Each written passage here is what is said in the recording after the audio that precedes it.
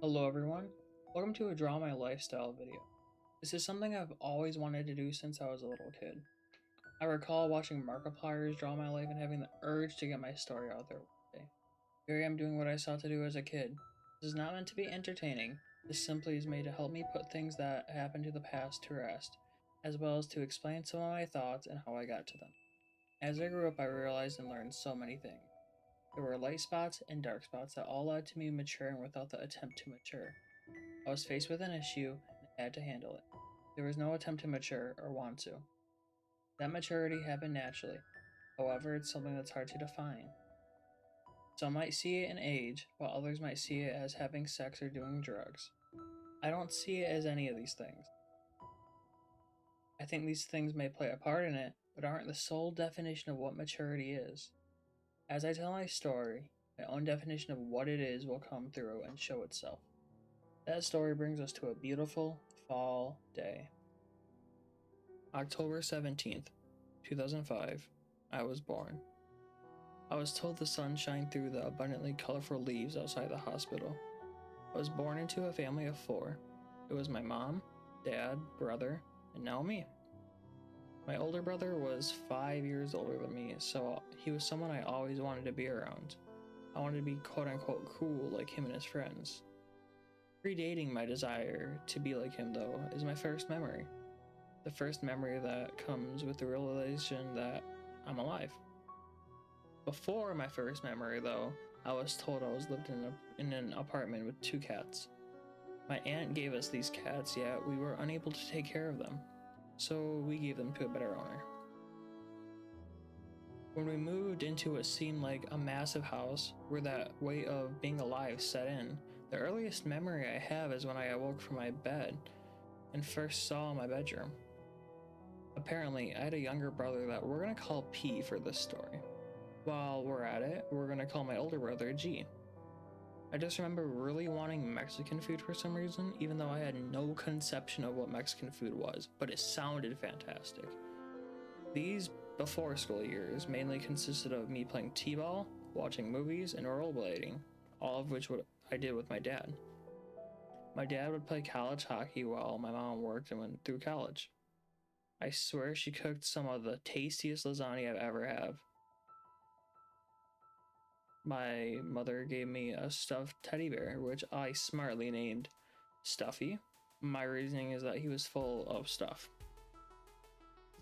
We also got a dog named Max, whom we gave to my Nana, and got another one named Shadow, a beautiful silver lab with baby blue eyes. Now, I don't really remember this next event, but I know it happened. To put it bluntly, my dad got shot in the arm that caused a loss of feeling. He had to stop playing hockey. Then, most of the time was spent with him being a stay-at-home dad while my mom graduated college and continued to work. I then entered school, straight into kindergarten because my dad wanted me to skip preschool. Now, for me, I was just that cool. My kindergarten life was crazy though. We cycled through 3 different teachers, kids made Lego guns, and others tried to cut their fingers off with scissors. I don't know what these kids chose, but they chose violence. One day, a kid came up to me and broke my Lego, and then I proceeded to fight him. Throughout my younger years, I would build Legos with my dad and eventually by myself. This became a core part of my life and my character as a child. I built up those Legos as if I was building my own future, a future that would change all my thoughts. I progressed through kindergarten to 2nd grade with a wonderful life. I was a small, innocent child bundled with social anxiety. My dad would always take me to see these hockey games in Detroit. Let's go Red Wings was something that my dad engraved into me. He was a skater at the heart and soul. No matter what events occurred later on, I would always remember him through skating and hockey. Bike rides, family walks, video games that me, my dad, and brothers would all play, as well as bundles of old movies that my dad showed me. I had an amazing life. My life was so amazing that I got bored. I remember being bored one day and saying to myself, I wish something interesting would happen in my life. The years progressed pretty smoothly. I grew a set of morals where I planned to only do good things, none of the things that the bad guys in the movies did, down to even swearing. The more I ventured into the world, the more open I became. Around 2nd grade, my mom's mom began to live with us. As a child, this is when my life started to turn around. This amazing life that I lived began to fade as my parents began to argue. These arguments got worse and worse, and sometimes I would awake in the middle of the night to them, hiding behind the corner so that they couldn't see that I was awake, heartbroken that the two people that meant so much to me were fighting. Obviously, as a child, when something like this occurs, one might blame the new thing that came into my life, which was my Nana. I blame my Nana for those arguments. I never ever told her, but internally, I believed it was her fault. I remember sitting there, in my 3rd grade classroom. All my friends I've grown to love kept talking to me about a movie. This movie was the Lego movie. I really, really, really wanted to see it. Legos were a part of my life and meant so much to me. My friends kept telling me how good it was and how I had to see it. Yet in the back of my mind, I had thoughts of going home to a messy household with arguing parents and fights. I realized that my life was not like everyone else's now. I realized I no longer had what everyone else did. This moment in 3rd grade marks the first time I felt depressed. One time late at night, my parents were arguing. I awoke to hear G, my Nana, Mom, and Dad getting in a very violent fight. I was of course startled to death, and right beside me was P. We witnessed this fight until we were eventually seen. Though I don't remember much more about that night, it never left me because of the events that occurred the next day. I awoke to see my dad with scratches all down his back and arms. My mom was gone and my Nana was away. Eventually, my Nana came back with some police officers. They quite literally dragged my father away in front of me, G, and P. This marks a moment in my life that I will never forget. My life that started out amazingly had begun to take a downwards turn. This was the plummet at the end of the downfall. I was in an endless void, reaching desperately to catch the hope left inside of me. There's a type of heartbreak felt when a child watches his parent cry. Mother or father, seeing the person that you are meant to look up to fall apart shatters a child's soul. When I saw my parents cry, I never, ever forgot it. 4th grade began. With events at home that took place, my social anxiety was through the roof. However, I did not disdain and push past it. I was nearly friends with every single kid in my grade, and I was proud. I could still find that happiness, even if it was harder to latch onto. I still had my friends. In the middle of 4th grade, my parents officially split, causing a sudden move in houses. We would always go around the class and share what we were happy about in my life. But I never shared anything. I never felt anything was interesting enough for me to share. This move sparked something in me. This was the first time I ever spoke up during class. I excitedly told the class that I moved. That was the last good memory I can think from this grade. Everything else is belittled by my family drama.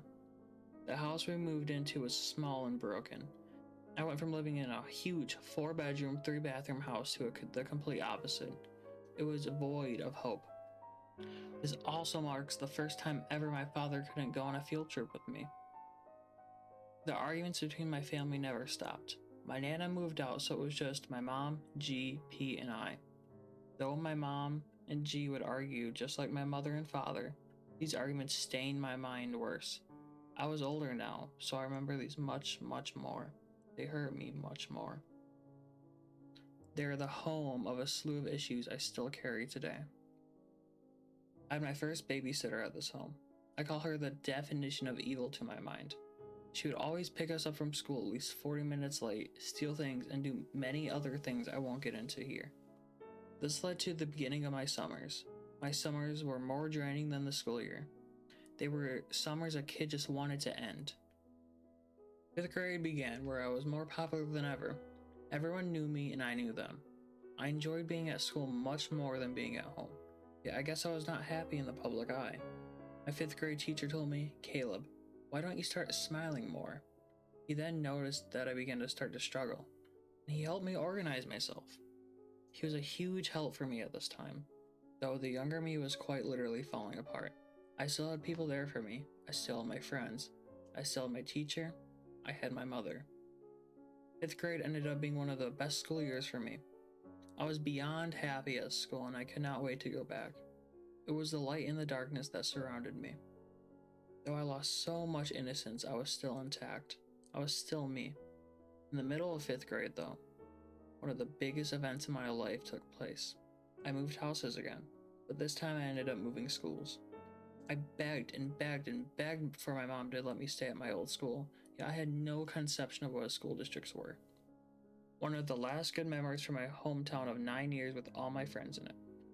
It was the last day before Christmas break. It was the most wonderful time of the year. I got called out halfway throughout the day as they went to eat lunch. So the last time I saw my school, I said goodbye to all the kids I could in my class, and they asked me if I was ever going to see them again. I stated, I hope so. To this day, I've never seen any of them ever again.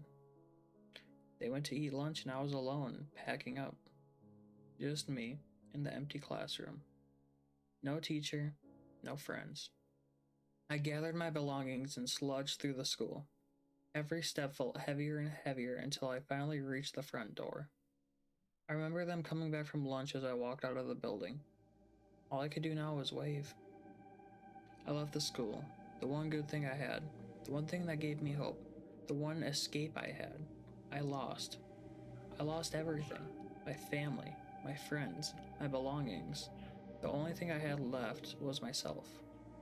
Though that didn't stay for long. I moved schools and came back from Christmas break. I now lived in a small condo with 2 bedrooms, a living room, and a bathroom. It was not the worst place in the world, but I entered a different world outside. I was far away from my hometown, the home I lost in 3rd grade. Everything blended together as a house. Nothing ever became a real home to me. The people here were different. They were much meaner and angrier than my hometown. The aura this place gave off was just a place of malice and hate. I never felt anything good about being here. I still don't. As high as my anxiety was, I entered this new school with hope. Hope that it would just be like my old school. It wasn't. I was introduced into the class and I sat down. The first thing I get asked is if my parents smoked weed. Then I get bullied for not knowing what that was. I learned what substances were, drugs and alcohol. And I also learned that as a child, my Nana falling asleep every night was more her passing out drunk and high. The school was awful. We had 5-minute lunches, so I trained myself to eat way quicker than a normal person would. There was a few lice outbreaks, so I had to shave my head after getting lice. Half the class would get lunch detention because of how awful they were. They were so bad the teacher could not teach, and I ended up getting way over 14 pages of homework every single night. It was too much for me to finish, and I kept piling up. The bullying worsened, and I got bullied for everything. My short height, my blue eyes, my curly hair, my weight, my smile, even down to my race. I walked through the building one day and got called a white-ass looking slut. I remember that night I went home and sobbed. I never felt any tension or prejudice in my hometown, and so this was new for me. I quickly began to realize the issues the world had and how wrong everything was. I realized how horrible this world was. I ended up finishing this school year and changing districts. Throughout this time, I would go in and out of seeing my dad every other weekend. Each time it would be at a new house with new people. One day we were at my grandmama's, the next we were at his girlfriend's, and then the next week we were at his other girlfriend's. The things that took place in these houses were much, much worse than anything previously mentioned. The 5th grade Easter, I went to my dad's. There was a horrible argument between him and his girlfriend. His girlfriend already had 4 kids, and my dad ended up having 2 more with her, bringing it up to 8 siblings that I all cared for to death. However, they argued a whole bunch, and eventually the sheriff was called. The sheriff came in to bring P and I back to our mom's house. The first thing he asked when he walked in was, "Did the Easter Bunny come?" To which I replied, "No." I've never, ever seen someone's face look so empty. This portion of my life was when all the childhood in me left. This school brought out my social anxiety and I was quiet. I lost myself. The last thing I remember the old me saying was in a conversation with my Nana. My Nana told me about suicide and how people take their own lives, where I stated, "Who would be that dumb to take their own life?" That was the last moment I remember any innocence in me. After that moment, it was nothing but impurity. Middle school began. The worst yet most important years of anyone's life. From my point of view, I don't know anyone who had a good time here. 6th grade, however, was pretty normal. I was quiet, I got bullied a little, I met new people. I learned how middle school worked, etc. My dad ended up getting arrested to where I never saw him again in my middle school life. While my mom got a boyfriend who eventually became my stepdad. One day, my mom took P and I to get ice cream. She would always tell me we would see Shadow again, as he left us when we moved schools. This time, however, she told us that Shadow had passed away. He suffered a series of violent seizures until he died. I recall crying and crying when she told me that. It felt like one of the last things I had from my old life died. 7th grade began. It was possibly the worst school year of my life. My depression settled in and I met a bunch of people I regret ever meeting. They were the worst people I've ever met, yet I still called them friends. They were people you thought you could trust, so you told them things about your life you wouldn't normally tell other people, but instead of taking that and caring, they would just take it and use it against me. They would use it to manipulate me and my emotions. I ended up being so depressed that the thoughts that the old me thought were stupid came to mind. I ended up getting accused of saying something I did not and got suspended for 5 days, which also led to me getting grounded from everything for a whole month. This month was one of the worst periods I recall living. I again moved houses during Christmas time. This was a much bigger house with my mom and stepdad. Later on in this year, I met people who I still talk to today and can call friends, yet the pain of it all carries much more. I was bullied to death by this one kid daily. I never ever swore because of my morals, and I never ever wanted to swear. I lost so much innocence and was hellbent on scavenging for any innocence I could find. He bullied me until one day I lashed back at him. I swore at him. He was shocked, as was my whole table. I exited the class and went to my locker where he proceeded to strangle me. This was at the end of the hallway by the stairwell where no classrooms were. No teachers saw. My friend went to the office and told them, but I told the office nothing had happened. I told them nothing happened because of when I got suspended. I was afraid of the office. I was just simply afraid of everything. I did not want to cause more drama. This was the last year I got any awards in school. I recall walking up to grab my award, but not a single person clapped. Everybody else who got their award got applauses. I simply got my award and walked off stage. No one cared about who I was. No one knew who I was. I was known without an identity to them. My 7th grade year rests a lot on my chest that I'm getting off here. One of those friends from that group became the only person I talked to outside of school. They were the first person I really grew to like and I thought I could trust. I told them everything. Later, at the start of 8th grade, I began to date this girl. She was my first love, my first kiss, my first everything. I thought that with all the horrible things that have happened, this was the one thing that I would have. Much like how I had my friends in the past, now I have her. This was the opposite of how it was. She was physically, emotionally, and mentally abusive. For 4 years straight, I struggled with my home life, making friends, my girlfriend abusing me. I would go to try and simply hug her and get an elbow to my ribs. I would say anything and feel like I was on pins and needles. I would give her my all and get nothing in return. She used me until I was drained. She told me I could never drive. She told me I could never work. She told me I couldn't do anything. The outlet that I had of playing video games no longer worked for me. Whenever I would play a game, I would feel guilty that I wasn't working, that I wasn't driving, that I was not bettering myself for her. I couldn't do anything I liked anymore. Furthermore, this year had the birth of my new sibling, one who I held very dear to my heart. My new step-sibling between my mom and stepdad. He was the light I had when it got dark. He encompassed the innocence I lost. He was more than important to me. I also ended up talking to more people than ever. I decided that if I were to heal and break free from the chains that held me down, I would push against them. Firstly, I wanted to deal with my anxiety. My social anxiety was so awful, so I ended up talking to everyone and making friends with everyone. In the end, I got comfortable with simply talking to people, as well as realizing that people aren't as bad as what 5th grade and 7th grade taught me. For the first time in years, I saw beauty in the world. That beauty was simply humans. I met 2 people who I still talk to and hang out with regularly today, that being Lucas and Mars. Lucas appeared on this channel a couple times. There are 2 people who have always been there for me when it feels low. Over the past 5 years, they have always been there. They were my first look into a different side of people. Like how in Into the Spider-Verse, Peter looks at Miles and says, "You're like me." I don't mean I shared their lives or their thoughts. I mean they shared complex thoughts. They could take a situation and break it down, not only the pros and cons, but the cost and effects. They showed me that the thought process that I've grown to know over the course of my years wasn't just inhabited by me. I broke free from the chains of anxiety. Being so social wouldn't stop here. High school was up next and there were so many more new people to meet. Ninth grade started high school. I talked to even more people. With me making more friends, the attention was less on my girlfriend, so I wasn't always focused on her. My girlfriend hated nearly anyone that was nice to me. Yet even though she hated it, I made more and more friends and grew in popularity. Even though she gave me zero self-worth, even though she belittled me, even though she told me she hated me, and even with all the stuff from the past and emptiness I felt, I still tried. I still had hope.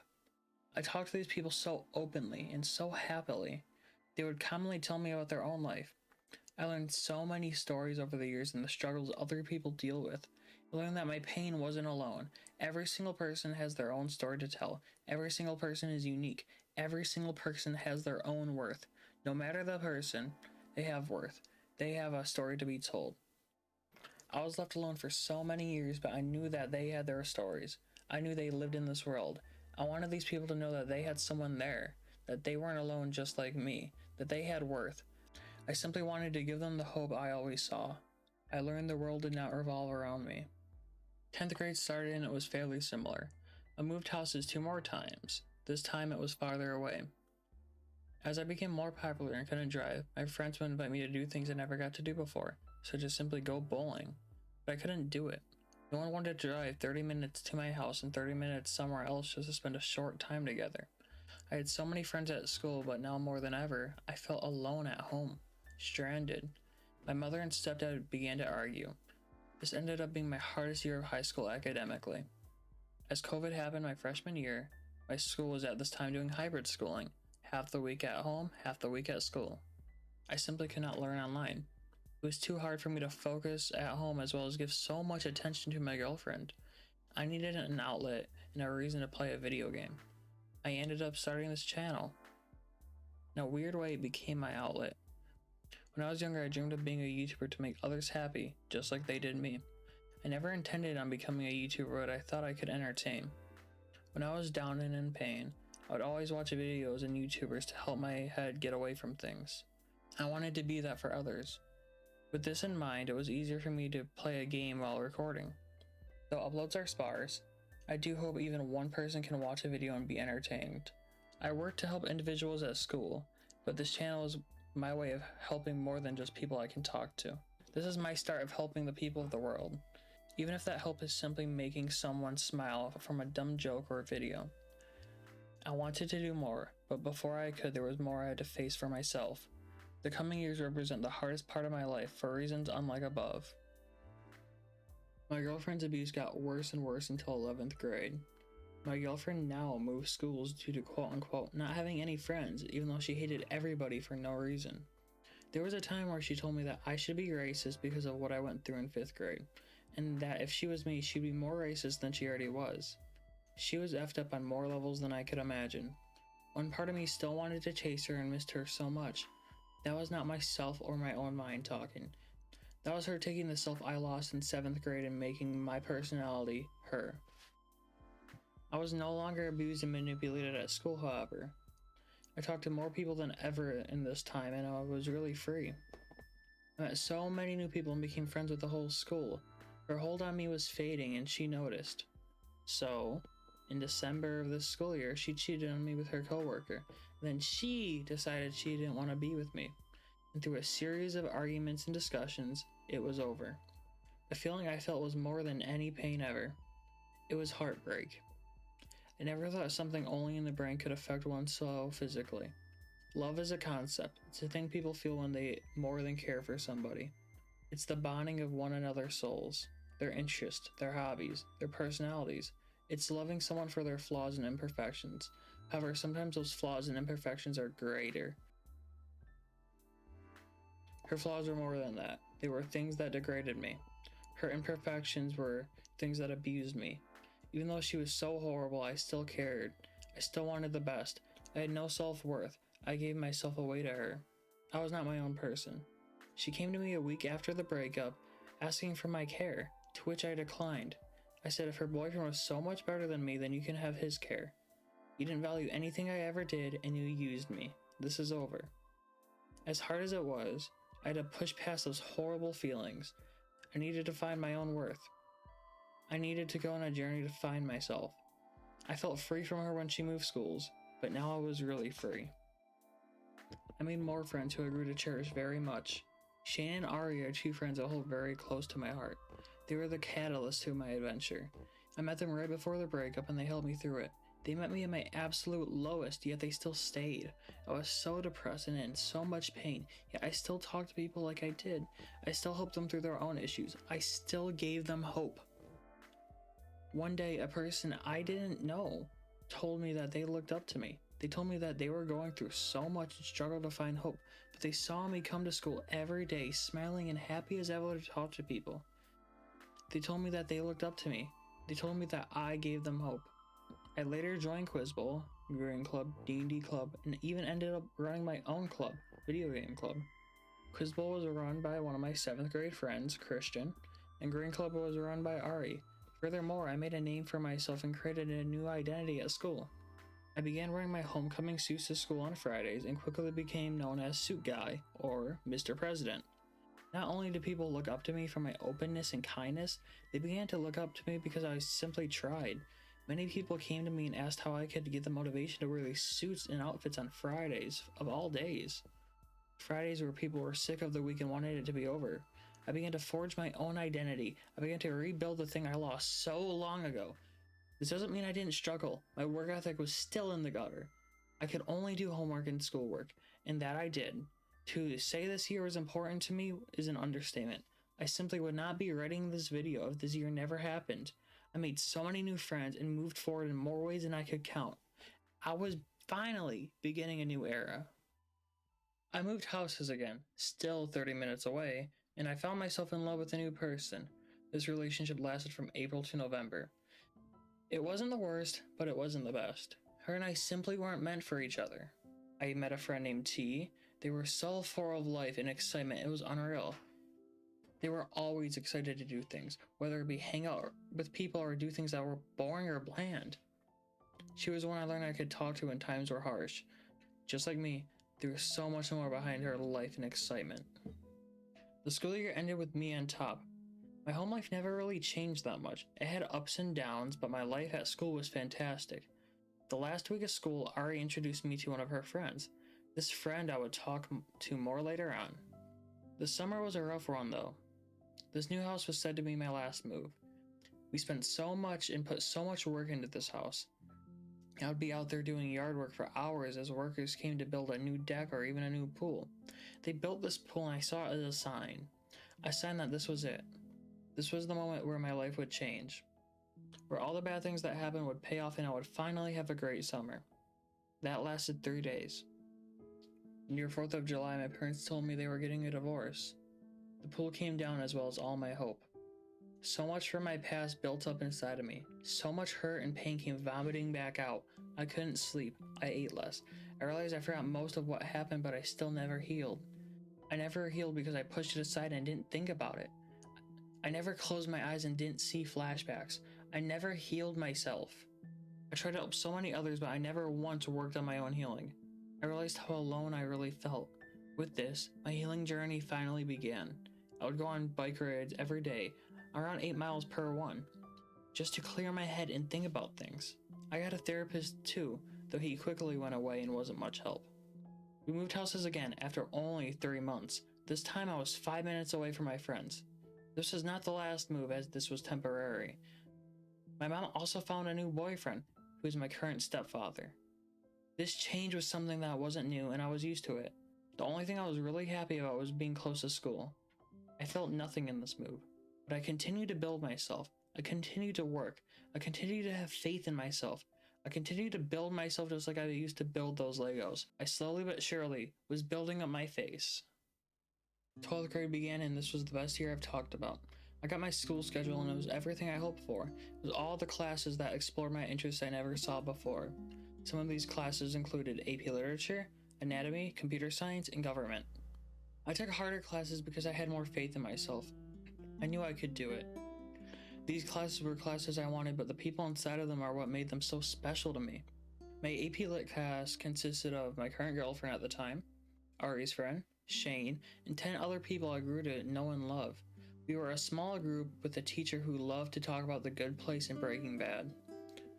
With our AP Lit group came AP Lit Drama. My current girlfriend at the time and I broke up. Then 2 other kids in the AP Lit class began to talk to me more. One was Shane's best friend and the other was Ari's best friend. They quickly became my best friends, both of them. Throughout the months, I would talk to Ari's friend as if I had never talked to anyone before. We got along well, almost too well, where everyone thought we were dating. Then Shane's friend took me to the movies and out places like no one has ever done before. I felt really cared for by these two and appreciated being their friends. They held so much importance to me until one day, Ari's friend told me that she liked me. I told her that I liked her back. Later that day, Shane's friend told me that she liked me. I was stuck in a spot. My 2 best friends liked me, 2 people who I held very close to my heart. I rejected everyone, but almost instinctively said yes to Ari's friend. I don't know if it was because I felt like she cared or understood me, or if it was because I felt like she was the one. I said yes to her, and Shane's friend told me they liked me later that day, leaving Shane's friend there. Soon after this event, Shane's friend stopped talking to me. I followed my heart, I moved forward. I lost someone who was so important to me, but I got closer with someone so important to me. A fourth of the AP Lit class was now someone I dated or rejected, as there was only 13 of us. Other AP Lit drama includes 2 athletes getting in a talking stage that didn't work out well, as well as AP Lit itself being a hard class. Government class had many people from AP Lit that I sat next to, as well as Lucas. It brought a teacher who was very outspoken on his opinions. The class consisted of people arguing with him, and then him arguing back. He was an interesting person, but he respected me. I was usually quiet in his class, except for when I was goofing off with Lucas, and we did a lot of dumb things in that class. He seemed to understand me though. He had a ton of respect for me. I appreciated this, and I appreciated him for that. My AP Lit teacher and government teacher were opposites when it came to their viewpoints, yet both of them tried to make others laugh and teach their subjects. They had their good moments and their very bad moments, but I grew to respect both of them. They simply helped me through those classes. I sat next to Shane in anatomy class, where he introduced me to a group of people. This group of people grew to like me, and I quickly became part of their group. I had only known a single person in this group from 7th grade. They didn't really know me, but within a month they invited me to go bowling, go to the movies, and to a birthday party, and even the library. They didn't do this because they knew my story and felt bad. They did this because they saw me as their friend. They cared. Because I lived closer, I could actually do these things. I found so much that I never found before. I experienced so many things that I never really got to. For the first time in my life, I felt like my age. Computer science consisted of me meeting someone who I hold great respect for. I signed up for this class by simple interest for it, as well as the teacher being one of my favorites. I took this class expecting to learn code, but in the process I met someone that holds more knowledge than anyone I think I know. I could literally ask him about a random building and he would know the full backstory of it. He's someone who would put off his work and get it done last minute flawlessly. He's someone who knows how to do so many things, such as butchering meat, handling cards, or even something such as construction. Phoenix is someone who I hold great respect for. He's aware of everything around him, yet being one of the most friendly and fun people I've ever met. He's one of many talents, and between all those talents and jobs involve simple hobbies. He manages so many things but does it so well. When I think of my high school experience and the people I met, even though I only knew him for around 4 months in that class, he is one of the people I think of first. Shane and I talked more and became really good friends. I met a friend named Allie in Ferentz's class. She had so much care for others and was such a nice person, it was unreal. Her art was something out of this world, and she carried her art style over into her outfits. Her outfits were something out of place for the school, but it was something so unique and bold. She simply was herself. My teacher of forensics and anatomy holds a special place in my heart as well. My AP Lit and government teacher respected me in different ways. My anatomy teacher respected everybody as an individual. She was always trying to help any individual in her class and make sure they were okay. She was a teacher who gave special care to her class. She was someone who truly wanted the best for her students, academically and mentally. I grew to hold a different kind of respect for people. Lucas, Mars, Ali, Shane, Ari, T, and Phoenix. They were people I could talk to. They were people who cared like I cared for others. They are extraordinary individuals who can see the complexity the world has to offer. A world issue is not just a one-dimensional discussion. It's something with more layers than a wedding cake. Every single thought or action has its own cause and effects, and there are people who see that. They can take an issue, break it down, and find a pathway forward in it. They are special to me. But by the time I felt this way, it was over. My last day of school happened, and it was time to say goodbye. It happened so quick, and I blinked and it was over. I wasn't being forced away by anyone, by a parent, divorce, emotions. It was simply time. Something that no one had control over. On my last day of school, I said goodbye to so many people. For the first time in years, that happy persona I had at school faded. I cried. I cried in front of so many of my friends. I cried for the first time in years that wasn't from a movie. At the end of the school year, I was sad. Not because I felt more pain, but because I had to leave what made me happy. I wasn't being dragged away due to a divorce. I was no longer sinking with every step out of the building. I walked out of the school with Lucas, Mars, and Shane. We took a few final photos before we departed. I walked to the car, climbing higher and higher with each step, with my chin up, smile wide, and identity built. I was on my way to start a new chapter, a chapter where I very literally am leaving everything behind. I decided to go to a college far away from home. This was a new chapter where the world would finally mature with me. Graduation day came about. I was more than nervous to walk across the stage, especially with how it went last time. I was in NHS and they seated the NHS students directly on the stage. All I could see were spotlights and the shapes of people. I couldn't make out who anyone was though. I recall waiting to get my diploma and my heart started to beat rapidly. I was next. Eventually, my name was called. I walked across the stage and shook the hand of my principal. I got more than an applause this time. Many people applauded. Someone even shouted, "Do a flip!" I felt like I accomplished my goal. I felt like I finally found the self within me. I felt like I was a person to them and to myself. The moment was done and I went to sit back on the stage. We walked out and went to the front of the school. I was greeted by two people from the anatomy class group as well as my father. My father had changed drastically, but in the end he was still my father. The same father I shared all those childhood memories with. For the first time in my life, someone I loved met my father. It was super special for me. Then in a glance, it all vanished. This was the last time I would see most of these people, and they were leaving. The people I grew to know and love over the course of 7 years. I was simply done. High school was over. Beyond school and into the summer, I began to work at my first job and even got my license. Everything my ex told me I couldn't do, I had now done. I felt more free than I ever had. I lifted the constraints she had put on me, and I have even gotten to a point where I can play games alone again. The Legend of Zelda Tears of the Kingdom, Resident Evil 4, and Dead Space are all games I excitedly sank my teeth into on my own time. I was finally able to simply be myself and do things I used to enjoy again. Not to mention I was the happiest I ever felt at this time. The relationship with Ari's friend and I was the happiest I had ever felt with somebody. Whenever we were together, I had never even thought of anything that happened in the past. It felt like a romance movie where two people with different lives met and could finally live happily ever after. But all great things come to an end. She broke up with me to pursue a journey of self-healing. As much as I felt abandoned, and as much as it still hurts me, it's something I have to accept.